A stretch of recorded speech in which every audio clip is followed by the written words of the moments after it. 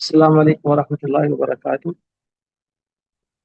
بسم اللہ والحمد للہ والصلاۃ والسلام علی رسول اللہ اما بعد۔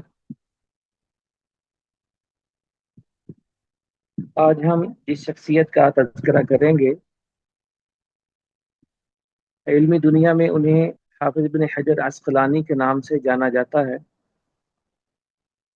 ویسے تو اللہ تعالیٰ نے ان کو مختلف علوم اور فنون میں بڑی مہارت سے نوازا تھا، لیکن علم حدیث میں یہ درجہ امامت پر فائز تھے،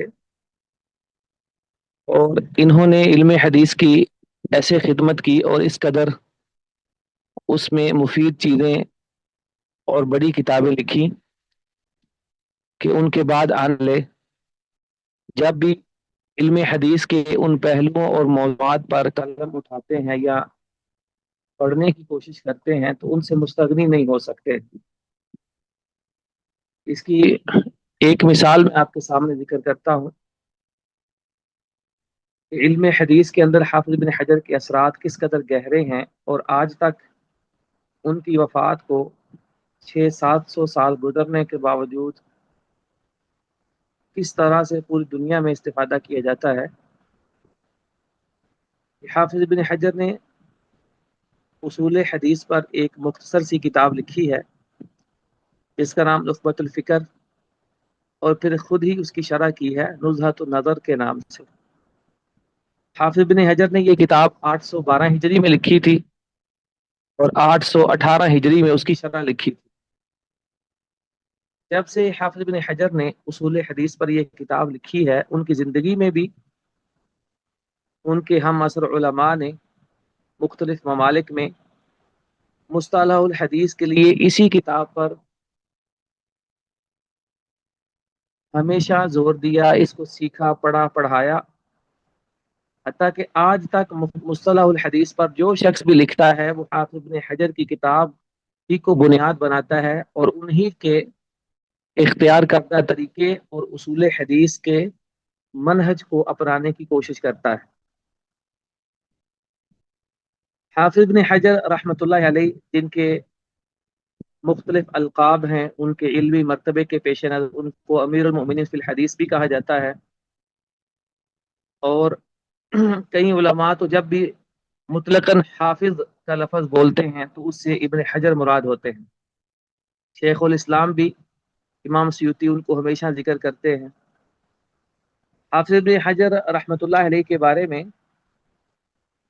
آج ہم کچھ باتیں ذکر کریں گے، جس سے ایک تو ان کے حالات اور ان کے احوال کا کچھ تذکرہ ہوگا، اور دوسرا ان کی خدمات اور انہوں نے علوم و فنون کی ترویج و اشاعت میں جو کردار ادا کیا ہے اس کا ہم ذکر کریں گے۔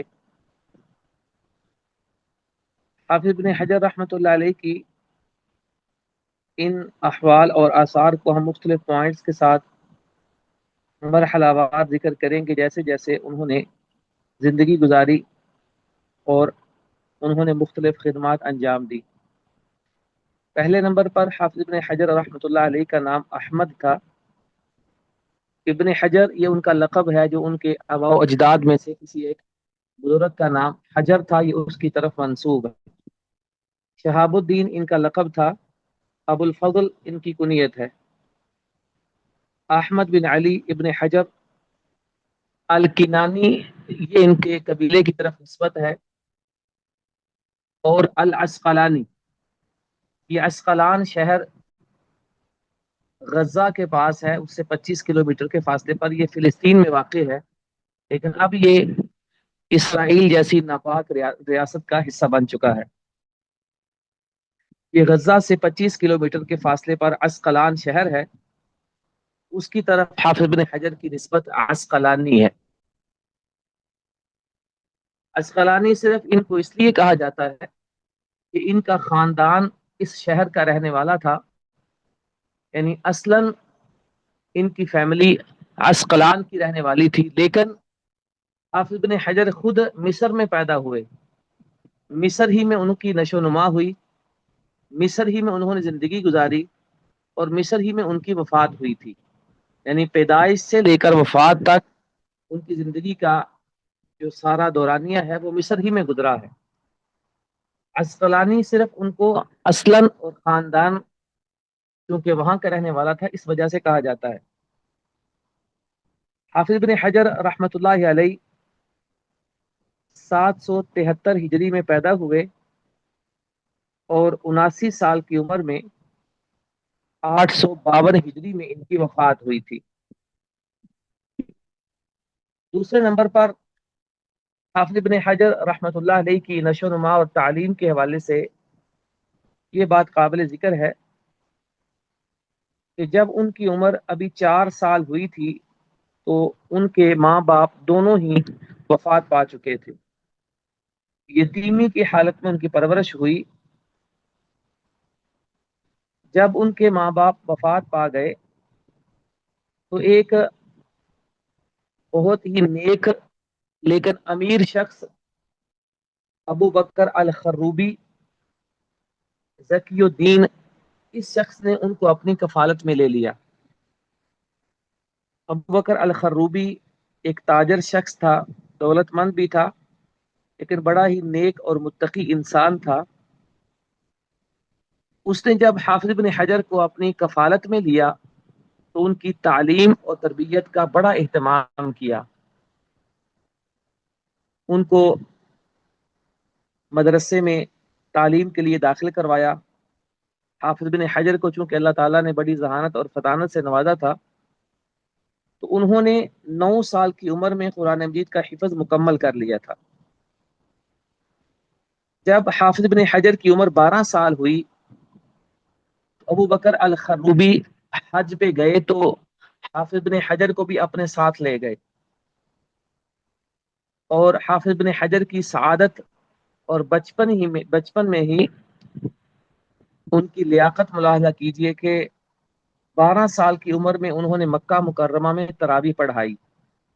یہ تفاعل ہے، یعنی نیک فعال ہے کہ اس عمر کے اندر جو مکہ میں امام بنا ہے اللہ تعالیٰ آگے بھی ان کو درجہ امامت پر فائز کرے گا۔ حافظ بن حجر نے 12 سال کی عمر میں مکہ ہی میں حدیث کا سماع کیا اور طلب علم کی ابتدا بھی ان کی مکہ ہی میں حدیث کے درس سے ہوئی۔ تو یہ 2 سعادتیں حافظ بن حجر کو مکہ مکرمہ میں نصیب ہوئیں۔ لیکن جب حافظ بن حجر کی عمر 14 سال ہوئی تو یہ ابو بکر الخروبی جو ان کے کفیل اور نگران تھے یہ وفات پا گئے۔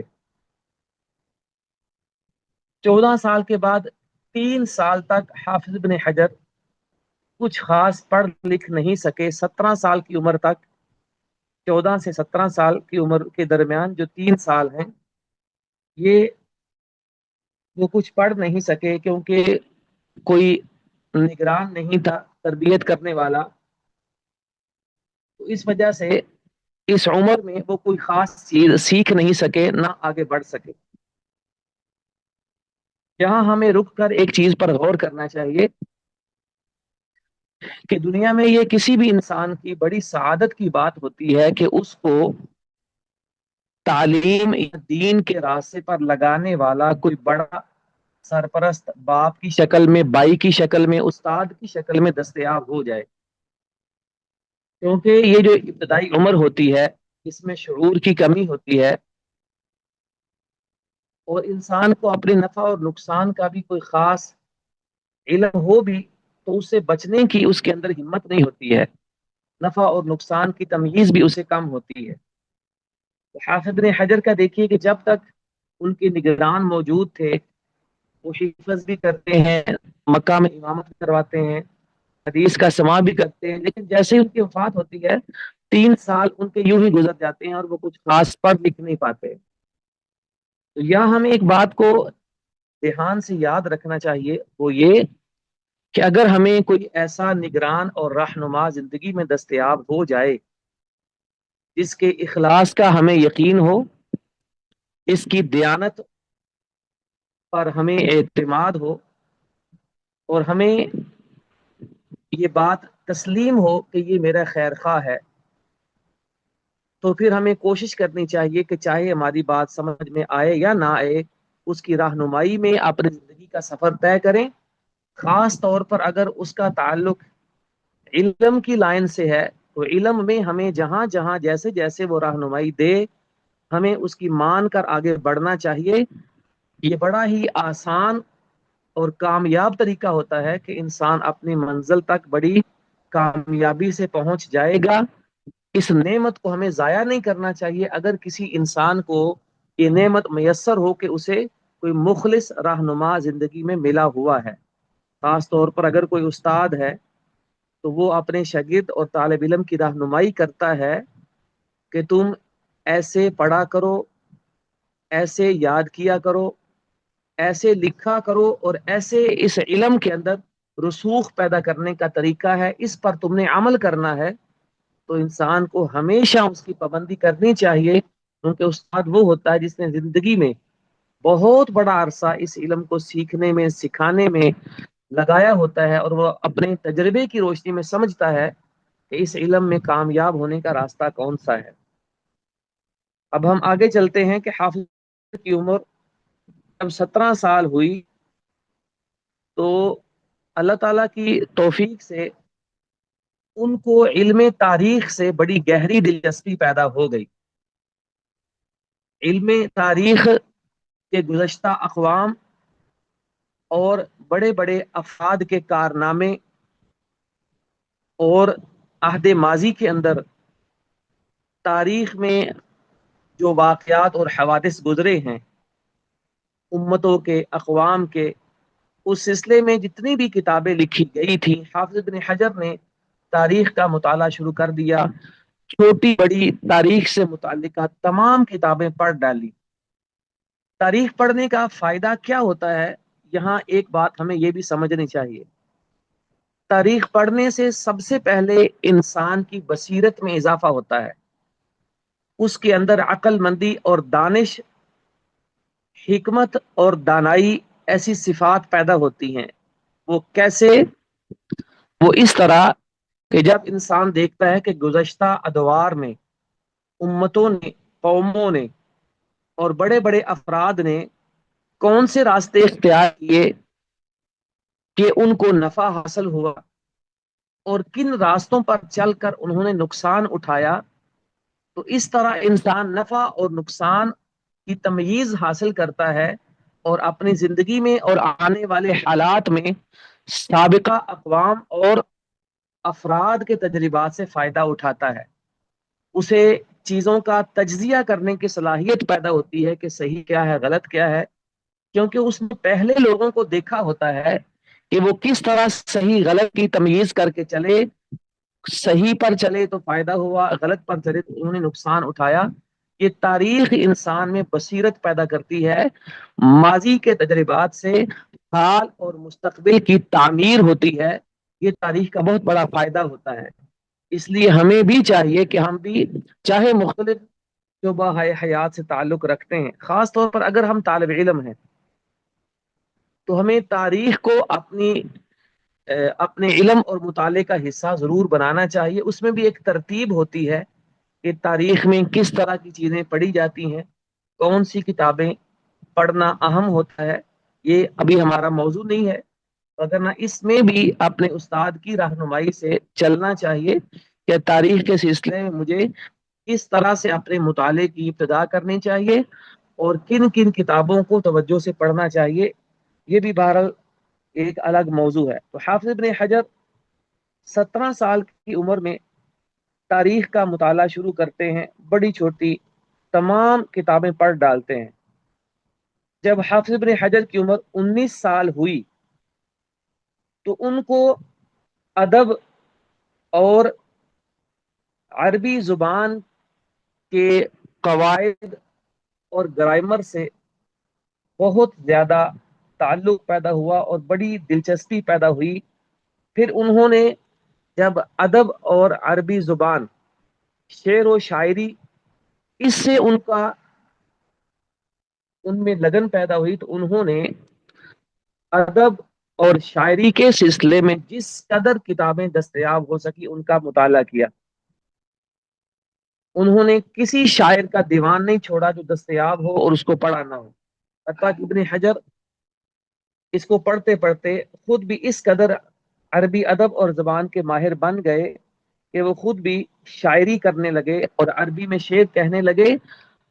ان کا ایک شاعری کا دیوان بھی مطبوع اور چھپا ہوا ہے جو حافظ ابن حجر نے عربی شاعری کی ہے. یہاں اس جگہ بھی ہمارے لیے ایک سبق ہے کہ انسان جس ماحول میں رہتا ہو اور جہاں اس نے زندگی گزارنی ہو، خاص طور پر اگر وہ دائی ہے، معلم ہے، طالب علم ہے اور اس نے یہ ارادہ کیا ہے کہ میں نے دعوت اور تعلیم سے وابستہ رہ کر زندگی گزارنی ہے، تو اسے دو زبانوں پر بڑی محنت اور مہارت کے ساتھ توجہ دینی چاہیے. پہلا، اگر ہم شریعت کے طالب علم ہیں تو عربی زبان کو ہمیں بڑی گہرائی سے اور بڑے رسوخ کے ساتھ اس کو حاصل کرنا چاہیے. عربی کے جو مختلف علوم ہیں، گرامر ہو چاہے وہ زبان ہو، پڑھنا، سننا، بولنا، لکھنا، یہ چار مہارتیں ہوتی ہیں کسی بھی زبان کی. یا اس کے علاوہ عربی کے علوم ہوں، بلاغت سے متعلقہ ہوں، تو عربی کے اندر انسان کو بڑی محنت کرنا چاہیے. اس لیے کہ علماء کہتے ہیں کہ جس کوئی طالب علم عربی زبان اور ادب میں، گرامر میں مہارت رکھتا ہے، وہ اتنا بڑا اپنے وقت میں جا کر یہ ہے عرب کے علاوہ کہ انسان جی رہا ہے اور جہاں اس نے زندگی گزارنی ہے اس عہد اور ماحول میں جو زبان بولی جاتی ہے وہ اسے بڑی مہارت سے سیکھنا چاہیے. انسان ہوتا ہے ضرورت کے تحت بس گزارے لائق سیکھتا ہے، اس کی زندگی گزر جاتی ہے، اس کے سارے کام ہو جاتے ہیں. لیکن اگر ہم نے دائی اور معلم کے طور پر کام کرنا ہے تو ہمیں کوشش یہ کرنی چاہیے کہ اپنے عہد اور ماحول میں، اپنے علاقے میں اور اپنے معاشرے میں جو زبان بولی جاتی ہے، عام انسان، پڑھے لکھے لوگ اس کو بولتے اور سمجھتے ہیں، وہ کوئی بھی زبان ہو. مثلا ہماری اردو زبان ہے تو ہمیں بڑی محنت کے ساتھ اردو زبان بولنا اور سیکھنا چاہیے، کیونکہ جب ہم دعوت دیں گے، سننے والے ہمارے الفاظ کو سنیں گے، ان سے وہ دین کا فہم حاصل کریں گے. تو اگر ہم عمدہ الفاظ بولیں گے، اچھے سلیقے سے زبان بولیں گے، گفتگو ہماری بڑی اچھے پیرائے میں ہوگی، تو نہ صرف عوام کو متاثر کرے گی بلکہ معاشرے کے پڑھے لکھے طبقے کو بھی وہ اپنا گرویدہ بنائے گی. آپ اس کی مثال دیکھنی ہو تو آپ دیکھیے گا بدرسگیر کے اندر کئی لوگ ایسے ہوئے ہیں کہ وہ صرف اردو زبان میں مہارت رکھتے تھے، شریعت کے علم سے یا تو جاہل تھے یا ضلالت اور گمراہی کے وہ امام تھے، لیکن اردو زبان میں مہارت کی وجہ سے انہوں نے اپنے فتنے کو بڑا پھیلایا اور بڑے تعداد میں لوگوں کو گمراہ کر گئے. مثلا سر سید احمد خان دیکھیے، اور اس کے علاوہ غلام احمد پرویز دیکھیے، اور اس کے علاوہ ڈاکٹر غلام جیلانی برق جو پہلے منکر حدیث تھا، حافظ اسلم جراج پوری کو دیکھیے، امین احسن اصلاحی کو دیکھیے، آج بھی جاوید احمد غامدی کو دیکھیے. اور اگرچہ ضلالت اور انحراف میں ایک درجے کا فرق ہے، مودودی صاحب کو دیکھیے، ان سارے لوگوں میں ایک خوبی آپ کو نظر آئے گی کہ جس کی وجہ سے انہوں نے ایک بڑی دنیا کو متاثر کیا کہ یہ لوگ اردو زبان بولنا اور لکھنا بڑا اعلیٰ پائے کی جانتے تھے. اس وجہ سے ان کے اثرات بڑے گہرے ہوئے اور معاشرے کا پڑھا لکھا طبقہ ان سے متاثر ہوا اور ان کے انحرافات کا شکار ہو گیا. میں صرف یہ کہنا چاہتا ہوں کہ ہمیں بھی اگر دعوت اور تعلیم کا کام کرنا ہے تو ہمیں بھی اپنی علاقائی اور اپنی معاشرتی زبان جو کثرت سے عام اور خاص لوگ بولتے ہیں اس کو سیکھنا چاہیے. اور اس میں بھی پھر ایک طریقہ کار ہوتا ہے کہ اردو زبان ہے، اس میں مہارت کیسے حاصل کرنا ہے، اس کا بھی ایک طریقہ اور ترتیب ہے وہ بھی اپنے اساتذہ سے رہنمائی لینی چاہیے۔ تو ہم بات یہ کر رہے تھے کہ حافظ ابن حجر جب 19 سال کے ہوئے تو انہوں نے عربی زبان اور ادب کا اور شاعری کا مطالعہ کیا۔ 19 سال سے لے کر 23 سال تک حافظ ابن حجر نے یہ 4 سال عربی زبان اور ادب کے مطالعے میں گزارے۔ جب ان کی عمر 20 سال ہوئی تو انہوں نے ادب کے ساتھ حدیث پڑھنا بھی شروع کر دی، لیکن زیادہ توجہ ان کی عربی ادب کی طرف رہی۔ اس کا ایک فائدہ یہ ہوا کہ حافظ ابن حجر نے جو عربی کتابیں لکھی ہیں ان میں ہمیں عربی بڑا اعلیٰ پائے کی لکھی ہوئی ملتی ہے، یعنی عربی زبان کی حد تک بھی حافظ ابن حجر کی کتابیں بہت ہی قابل تعریف ہیں۔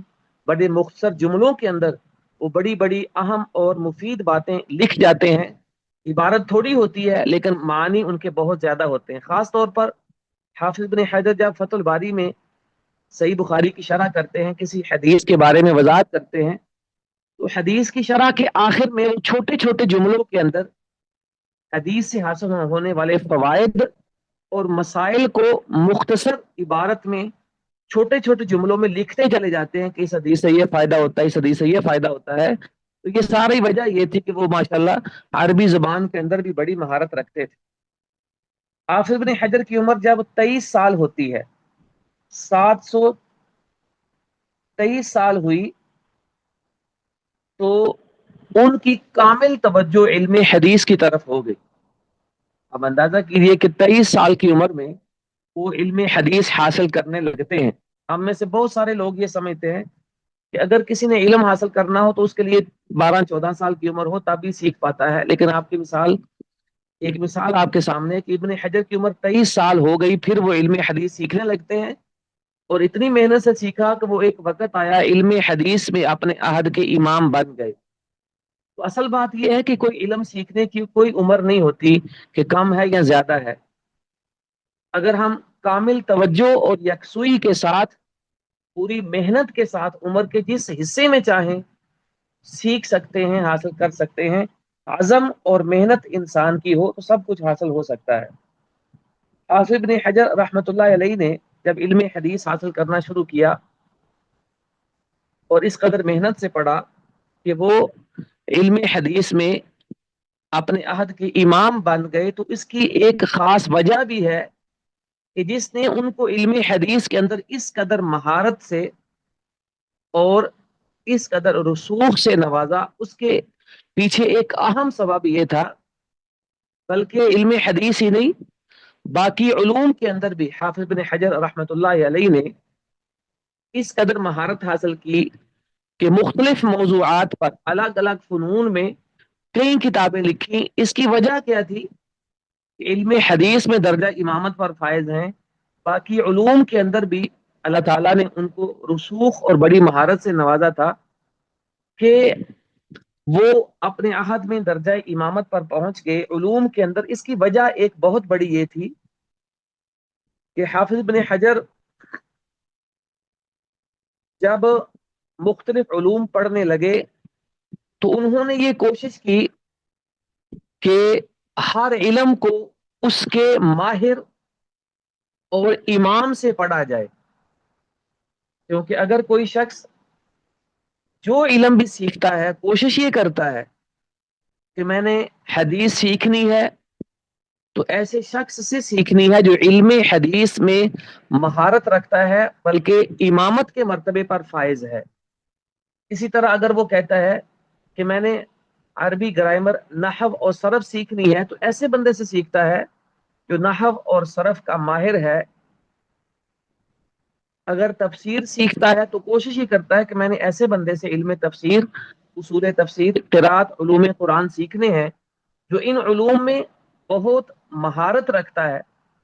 تو یہ فائدہ ہوتا ہے کہ تھوڑے وقت میں بڑا علم حاصل ہو جاتا ہے، اور جو علم حاصل ہوتا ہے وہ بڑا ہی اعلیٰ پائے کا اور بڑا گہرا علم ہوتا ہے، انسان بھی جلدی ہی اس میں راسخ عالم بن جاتا ہے۔ یہ ہوتا ہے کسی بھی فن کے ماہر استاد سے وہ علم سیکھنے کے فوائد۔ اب حافظ بن حجر کی طرف ہم آتے ہیں تو دیکھیے کہ حافظ ابن حجر نے جب علم حدیث سیکھنا شروع کیا تو اس وقت علم حدیث کے امام تھے حافظ زین الدین العراقی. اب ہم ابن حجر کے اساتذہ کا ذکر شروع کرنے لگے ہیں کہ جن سے انہوں نے طلب علم کیا. تو علم حدیث میں حافظ ابن حجر نے اپنے استاد حافظ عبد الرحیم زین الدین العراقی سے پڑھنا شروع کیا. حافظ عراقی کے نام سے ان کی شہرت ہے.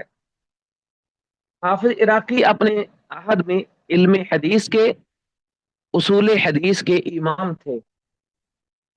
آپ اندازہ کیجئے حافظ عراقی علم حدیث میں کس قدر مہارت رکھتے تھے کہ انہوں نے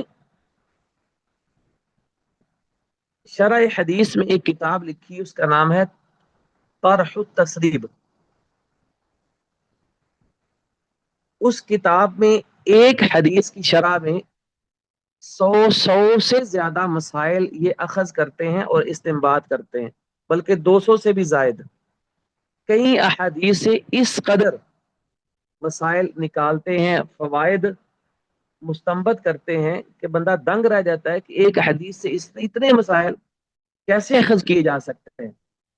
حافظ بن حجر نے حافظ عراقی سے پڑھنا شروع کیا تو آپ سن کر حیران ہوں گے کہ 10 سال ان کی مجلس میں جاتے رہے اور ان سے پڑھتے رہے. 10 سال ایک استاد کے پاس جاتے ہیں, بیٹھتے ہیں اور ان سے سیکھتے ہیں. یہاں بھی ہمارے لیے ایک سبق ہے کہ جب انسان علم سیکھنے کا تہیا کرے تو اس میں یہ مت دیکھے کہ وقت کتنا لگتا ہے یا کتنا میں نے لگانا ہے. علم سیکھنے کا طریقہ یہ ہوتا ہے کہ بس مقصد یہ ہو کہ میں نے اس علم کو سیکھنا شروع کیا ہے تو اب میں نے اس میں مہارت پیدا کرنی ہے.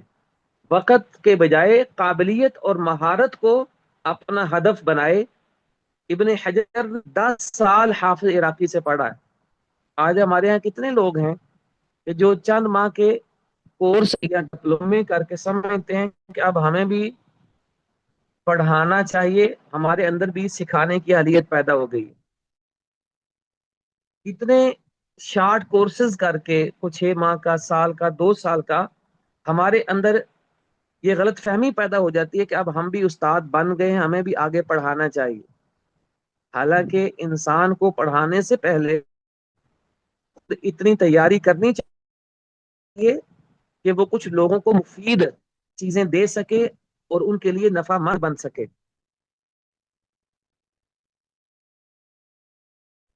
رحمت اللہ حافظ عراقی کے علاوہ لغت کے ایک امام مجید الدین فیروز آبادی سے عربی زبان سیکھتے اور پڑھتے ہیں, اور یہ مجید الدین فیروز آبادی عربی لغت کے اتنے بڑے امام ہیں کہ ان کی ایک کتاب القاموس المحیط آج بھی دنیا بھر میں عربی زبان کا بہت بڑا مصدر ہے, عربی لغت کا بہت بڑا ماخذ ہے.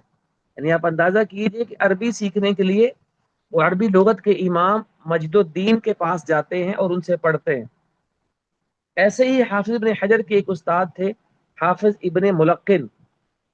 ابن ملقن وہ عالم ہیں کہ جنہوں نے حافظ ابن حجر سے بھی پہلے صحیح بخاری کی ایک شرح لکھی جو اب 36 جلدوں کے اندر چھپی ہوئی ہے, التوضیح فی شرح الجامع الصحیح. یعنی 36 جلدوں میں انہوں نے صحیح بخاری کی شرح لکھی. یہ ایک کتاب ہے. اس کے علاوہ بھی انہوں نے 10 کتابیں لکھی ہیں جو علوم حدیث اور دیگر فنون کے متعلق ہیں. حافظ ابن ملقن رحمت اللہ علیہ, ان کی بھی دیکھیے کہ علم حدیث اور فقاہت کا عالم یہ تھا کہ انہوں نے عمدۃ الاحکام کتاب کی شرح لکھی ہے. آپ سب جانتے ہیں عمدۃ الاحکام ایک مختصر سی حدیث کی کتاب ہے جس میں 400 سے کچھ زائد احادیث ہیں. اس کتاب کی شرح جو انہوں نے لکھی ہے ابھی وہ 11 جلدوں کے اندر چھپی ہوئی ہے. عمدۃ الاحکام جو چھوٹا سا رسالہ ہے 11 جلدوں میں حافظ ابن ملقن نے اس کی شرح لکھی ہے جو چھپی ہوئی ہے. اس کا نام ہے الاعلام बिफवाइदी उम्दतिल अहकाम।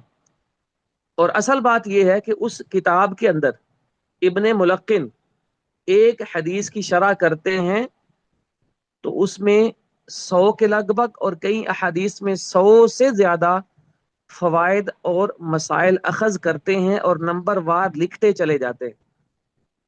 ये आपके सामने जिक्र करना था कि अल्लाह ताला ने इब्ने मुलक्किन को किस कदर इल्म हदीस में महारत और फ़काहत से नवाजा था, और ये हाफिज इब्ने हजर के उस्ताद थे। ऐसे ही तीसरे उस्ताद हैं एक हाफिज नूरुद्दीन हैसमी। ये भी मुतून हदीस के हिफज और इस्तेहजार में अपने आहद में बेमिसाल थे। हाफिज इब्ने हजर ने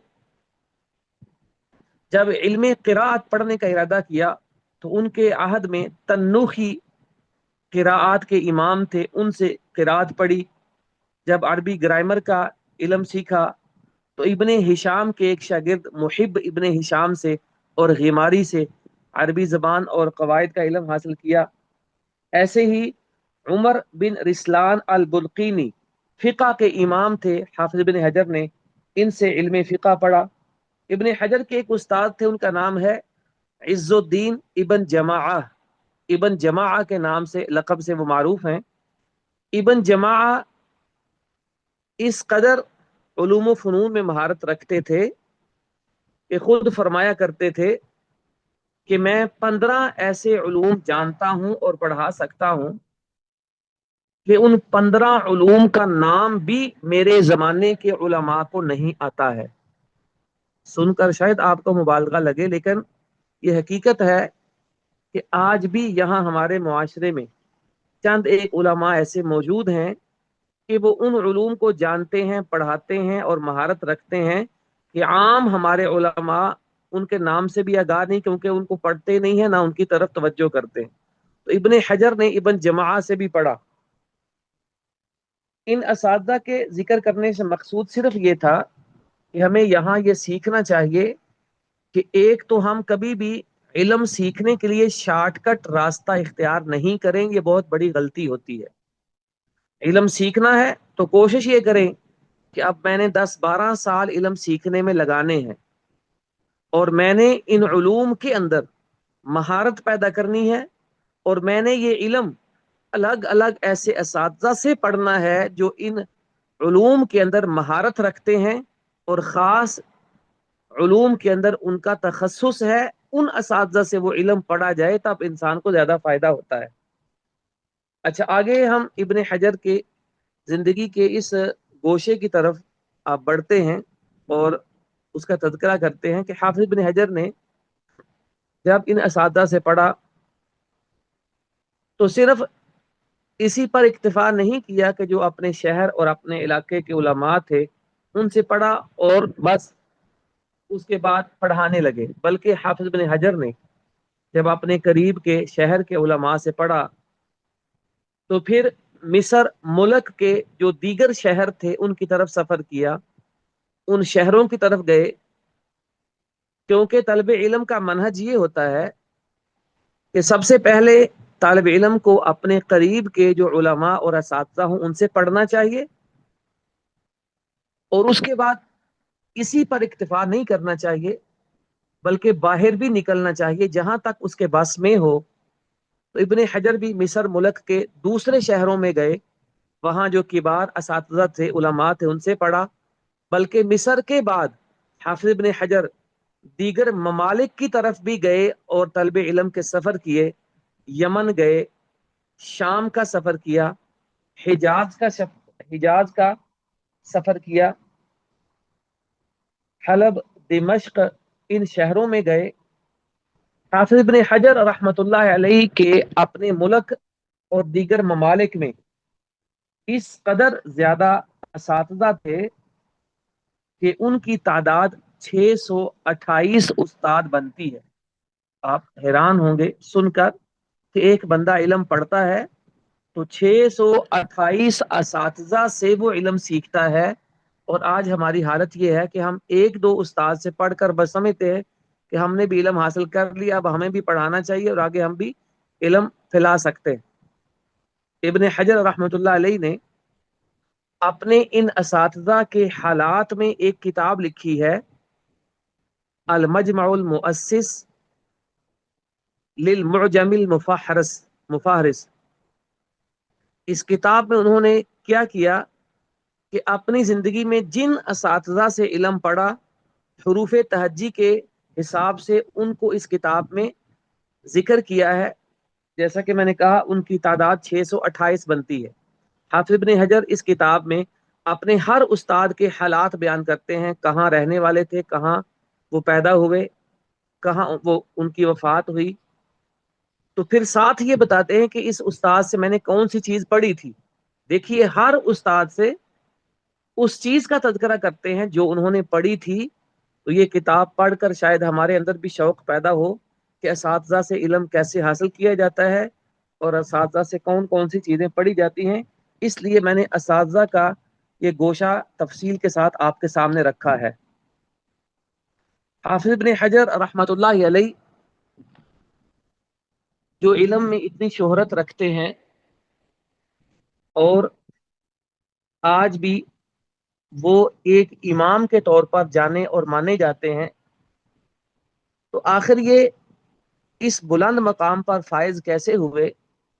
तो उनकी इमामत और इन उलूम में महारत के कुछ असबाब हैं। सबसे पहला सबब ये था कि जिसकी वजह से वो इतने बड़े इमाम बने कि अल्लाह ताला ने उनको कुछ खास सलाहियतों से नवाजा था और कुछ खास खूबियां अता फरमाई थी। नंबर एक, वरा, तकवा, तवाज़ो और इबादत से दिलचस्पी, ये हाफिज बिन हजर की जिंदगी का खास हिस्सा थे। इब्न हजर रहमतुल्लाह अलैह एक मर्तबा अपने घर से मदरसे में पढ़ाने आए। जब दरवाजा खोलने लगे तो जेब में हाथ डाला तो याद आया कि चाबी तो मैं अपने घर छोड़ आया हूँ। उसी वक्त शागिर्दों से कहा कि चाबी वाले को बुलाओ और नई चाबी बना लेते हैं। शागिर्द चाबी वाले को बुलाने जाते हैं। हाफिज इब्न हजर साथ जाए नमाज थी, वहां नमाज पढ़ना शुरू कर देते हैं। शागिर्द चाबी वाले को लाते हैं, चाबी बनाते हैं। उतनी देर इब्न हजर कई नवाफिल उस जगह अदा कर लेते हैं। तो गौर कीजिए कि उन्होंने वो वक़्त खाली इंतजार में जाया नहीं किया। थोड़ा सा मौका मिला, फुर्सत मुयस्सर आई तो वो नफल पढ़ने लगते हैं। इब्न हजर रहमतुल्लाह अलैह के औसाफ जो मैंने आपके सामने जिक्र किए हैं कि अल्लाह ने उनको वरा, तकवा से, तवाज़ो से और इबादत की मोहब्बत से नवाजा था, तो याद रखिए हमारे सामने इल्म सीखने के कुछ दो तरह के असबाब होते हैं कि जिनको हम इख्तियार करते हैं कि हम इल्म सीख पाएंगे और आगे हम बढ़ेंगे। उनमें एक ज़ाहिरी असबाब होते हैं इल्म सीखने के। ज़ाहिरी असबाब क्या हैं? कि हम किस मदरसे में पढ़ें, किस उस्ताद से पढ़ें, कौन सी किताब पढ़ें, कौन सा टाइम रखें इल्म के लिए, कितनी मेहनत करें, अपनी जाती कोशिश। ये इल्म सीखने के ज़ाहिरी असबाब होते हैं। ये बहुत ज़रूरी है, इनके बगैर इल्म सीखा नहीं जाता। लेकिन गलती ये होती है कि हम सिर्फ इन्हीं असबाब पर इक्तिफा करते हैं और समझते हैं कि इल्म में कामयाबी के सिर्फ यही जराए हैं, हालांकि ये सिर्फ एक जरिया है। ज़ाहिरी असबाब इख्तियार करना ये तलब इल्म में कामयाबी का एक जरिया है। दूसरा जरिया होता है रूहानी असबाब, जो मादी असबाब से अलग होते हैं।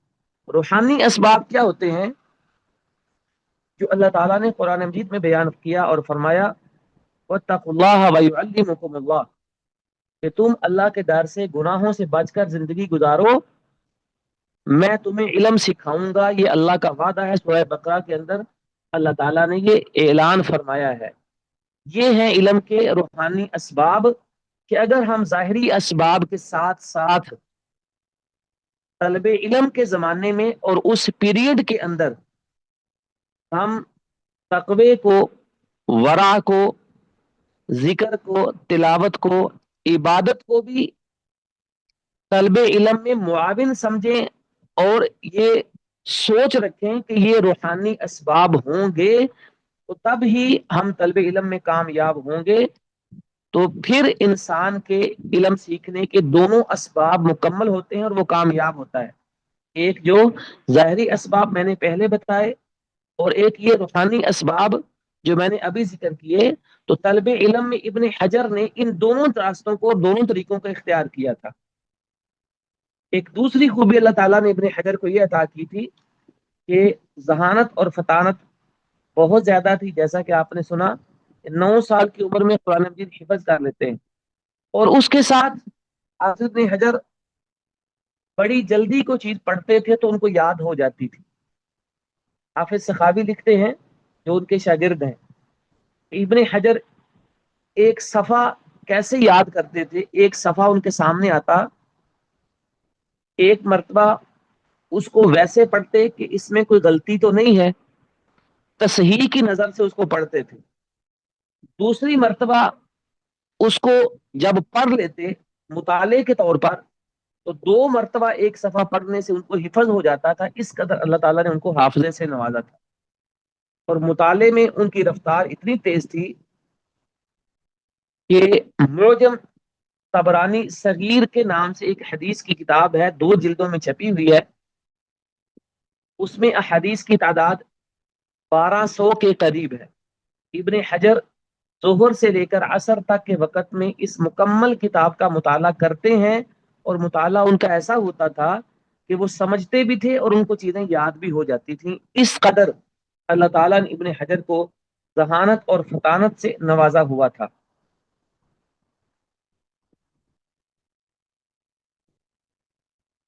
आगे हम इब्ने हजर रहमतुल्लाह अलैहि की कुछ खिदमात का भी तज़किरा करते हैं। इब्ने हजर रहमतुल्लाह अलैहि तलबे इल्म से फारिग होकर एक रास्ता ये इख्तियार करते हैं कि तलबा को तदरीस और तालीम, इसका सारी जिंदगी एहतमाम करते हैं। तालीम और तदरीस से वाबस्ता रहे, अपनी किताबें भी पढ़ाई और दीगर उलूम की मुख्तलिफ उलमा की किताबें भी पढ़ाई। इसका नतीजा ये हुआ कि अल्लाह ताला ने उनको बड़े बड़े नामवर शागिर्द अता किए कि जिन्होंने उनसे पढ़कर उनके इल्म को आगे फैलाया और उनके लिए सदका जारिया बने।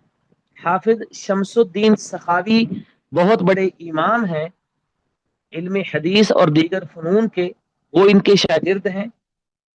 बेकाई बहुत बड़े मुहद्दिस और इमाम हैं, वो इनके शागिर्द हैं। जकरिया अंसारी, कासिम बिन कुतलू बगा, इमाम बसीरी, इब्ने तगरी बर्दी, ये बड़े बड़े इमाम हैं जो अपने अहद के, ये सारे हाफिज इब्ने हजर के शागिर्द हैं। तो ये उनकी तदरीस और तालीम की जो मेहनत थी, उसके नतीजे में अल्लाह ताला ने ये बाकमाल लोग पैदा किए। दूसरा रास्ता हाफिज बिन हजर ने इल्म की इशाअत और तरवीज का ये इख्तियार किया कि उन्होंने बड़ी तादाद में किताबें लिखी जो मुख्तलिफ मौजूआत पर थी। हदीस में, फ़िक़ह में, तफसीर में और अरबी ज़बान वगैरह में मुख्तलिफ फ़नून पर उन्होंने जो किताबें लिखी, उनकी तादाद 289 बनती है। 289 किताबें उन्होंने लिखी थी कि जिनमें सबसे बड़ी और शोहरत याफ्ता किताब फतहुल बारी है, जो सही बुखारी की शरह है। फतहुल बारी के बारे में आप ये जानकर हैरान होंगे कि हाफिज इब्ने हजर 26 साल का अरसा इस किताब को लिखने में लगाते हैं। 26 साल वो ये किताब लिखते हैं और लिखने का तरीका ये होता था, इब्ने हजर अपने शागिर्दों को इमला करवाते थे। ये किताब थोड़ा सा हिस्सा लिखवाते थे, फिर वो उलमा को दिखाया जाता था, उस पर गौर व फिक्र होता। इस तरह आहिस्ता आहिस्ता हाफिज इब्ने हजर ने 26 साल के अंदर ये किताब लिखी। अभी किताब लिख रहे थे, थोड़ी जिल्दें इसकी मुकम्मल हुई थी تو دور دراز کے ممالک تک اس کی شہرت ہو گئی، حتیٰ کہ تاریخ کی کتابوں میں لکھا ہے کہ دیگر ممالک کے بادشاہ بھی اپنے علماء سے کہا کرتے تھے کہ مصر سے ابن حجر کی فتح الباری منگواؤ، اس قدر اللہ تعالیٰ نے اسے مقبولیت سے نوازا تھا۔ جب اس کتاب کا اختتام ہونے لگا، آخری صفحات ابن حجر لکھوانے لگے، تو جو وہاں کا حاکم تھا اس نے شہر سے باہر ایک بہت بڑی دعوت کا اہتمام کیا۔ شہر کے بڑے بڑے علماء کو، جو معززین تھے، ان کو بلایا، ابن حجر کو اسٹیج پر بٹھایا گیا، تو وہاں بیٹھ کر انہوں نے اس کتاب کا آخری حصہ املا کروایا اور لکھوایا۔ اور جب یہ کتاب مکمل ہو گئی تو سونے کی اشرفیاں ان شعراء کو دی گئیں جنہوں نے اس محفل میں فتح الباری اور ابن حجر کے شان اور مدح کے اندر قصائد پڑھے۔ تو اس قدر یہ کتاب اپنے زمانے میں مقبول تھی، اور آج تک یہ کتاب علم حدیث کے طلباء ہوں یا عام علماء ہوں، ان کے لیے بہت بڑا ماخذ ہے۔ فتح الباری کے حوالے سے ایک بات میں آپ کے سامنے ذکر کرتا ہوں کہ فتح الباری ابن حجر نے لکھی، جب سے لکھی اس وقت سے بڑے لمبے عرصے تک، سال ہر سال یہ ہاتھ کے ساتھ لکھی جاتی تھی۔ خطاط اور کاتب ہاتھ کے ساتھ لکھ کر اس کے نسخے اور نقلیں تیار کرتے تھے، پھر دوسرے لوگ آگے ان کو خریدتے اور لے جاتے تھے۔ دنیا میں پہلی مرتبہ فتح الباری کو پریس کے ساتھ شائع کرنے کا اعزاز برصغیر کے معروف اہل حدیث عالم بھوپال ریاست کے نواب صدیق حسن خان رحمت اللہ علیہ کو حاصل ہوا تھا۔ انہوں نے اپنے زمانے میں، ان کی وفات 1307 ہجری میں ہوئی ہے، 50,000 روپیہ خرچ کر کے مصر سے یہ کتاب پہلی مرتبہ چھپوائی تھی، اور دنیا بھر میں علماء کے اندر اس کتاب کو تقسیم کیا تھا۔ فتح الباری کے اندر اس اہل حدیث عالم کا بھی بہت بڑا حصہ ہے۔ حافظ ابن حجر کی اور بھی کتابیں بہت زیادہ ہیں۔ ایک کتاب بڑی ان کی حیران کن ہے کہ جب ابن حجر کی عمر ابھی 30 سال تھی تو انہوں نے صحیح بخاری پر ایک ایسی کتاب لکھی کہ ان کے زمانے کے علماء حیران رہ گئے۔ وہ کتاب کیا تھی؟ اس سے پہلے موضوع سمجھ لیں کہ صحیح بخاری کے اندر امام بخاری نے ایسی بہت ساری احادیث ذکر کی ہیں، مرفوع بھی، موقوف بھی اور آثار بھی، جن کی سندیں نہیں لکھی، کیونکہ وہ عام طور پر ان کی شرطوں پر نہیں ہوتی ہیں، صرف بطور فائدہ کے وہ لکھتے ہیں۔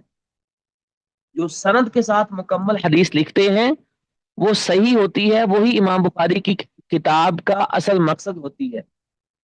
لیکن بہت ساری احادیث امام بخاری نے ایسی لکھی، صرف بطور فائدہ اشارہ کیا، ان کے متن درج کر دیے، یا صحابی کا نام لکھ کر وہ حدیث لکھ دی، لیکن اس کے نیچے ان کی سندیں نہیں لکھی۔ تو حافظ ابن حجر کی عمر 30 سال تھی جب انہوں نے صحیح بخاری کے اندر بغیر سند کے جتنی مرفوع احادیث ہیں، جتنی صحابہ کی موقوف روایات ہیں، ائمہ دین کے جتنے آثار اور اقوال ہیں بغیر سند کے، ان سب کی سندیں تلاش کی۔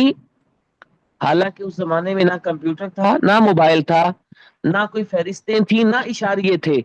ذرا تصور کیجئے کہ ابن حجر نے کس کس کتاب سے، کہاں کہاں سے ڈھونڈ ڈھونڈ کر امام بخاری جیسے علم کے سمندر نے، جو زندگی بھر کی کتابوں کے مطالعے کے بعد روایات لکھی، حوالے نہیں دیے، سندوں کے بغیر کچھ روایات لکھی، ابن حجر نے وہ کتابوں سے سندیں ڈھونڈ ڈھونڈ کر ہر ایسی حدیث کی سند اس کتاب میں لکھی ہے کہ جس کی صحیح بخاری میں سند نہیں تھی۔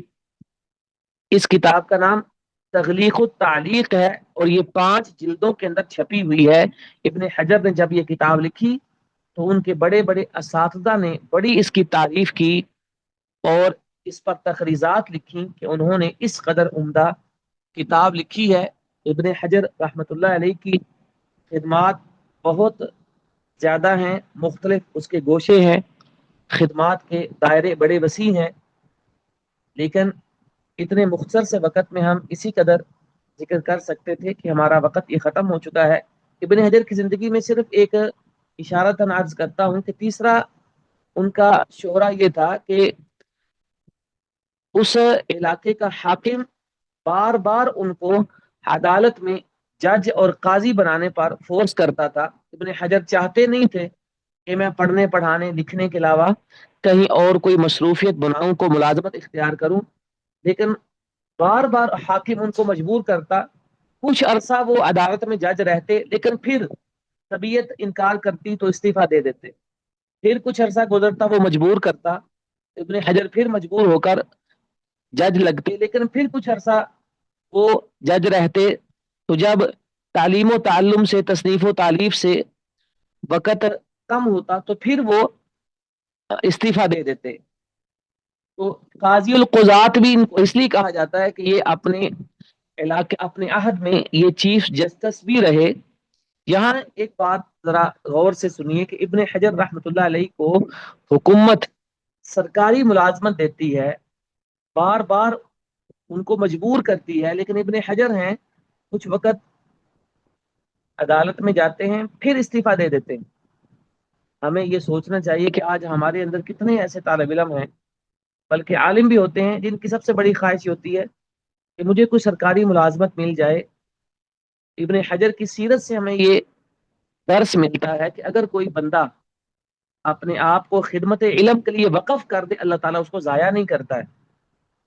क्योंकि अगर कोई इल्म को अपना सारा कुछ देता है तो इल्म उसे तब कुछ हिस्सा अता करता है। इल्म को जो इंसान अपनी सारी तवज्जो देता है, इल्म भी उसको बड़ी बुलंदियों से और बड़ी इज्जतों से नवाजता है। इब्न हजर की सूरत में इसकी मिसाल, बल्कि बहुत बड़ी मिसाल हमारे सामने है कि मुख्तसर सा वक़्त था, उसमें हम इब्न हजर की सीरत और शख्सियत और खिदमात के इन्हीं चंद पहलुओं का तज़किरा कर सकते थे। हमारा वक़्त ख़त्म हो चुका है, अब हम इसी पर इक्तिफा करते हैं। सुब्हानक अल्लाहुम्मा व बिहम्दिका अशहदु अल्ला इलाहा इल्ला अंता अस्तगफिरुका व अतूबु इलैक।